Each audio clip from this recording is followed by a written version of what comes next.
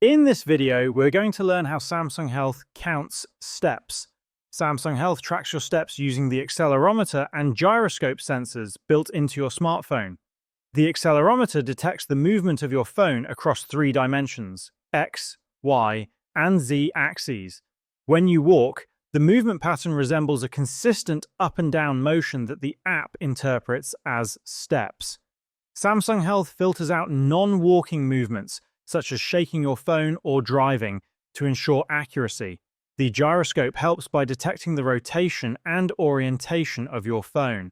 This allows Samsung Health to distinguish between walking, running, and other types of activity.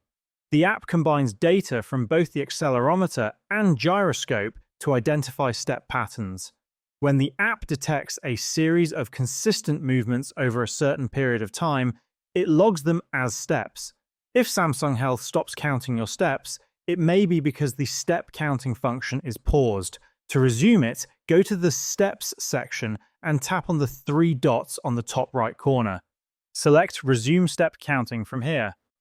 Once you've done that, the app will start counting steps again.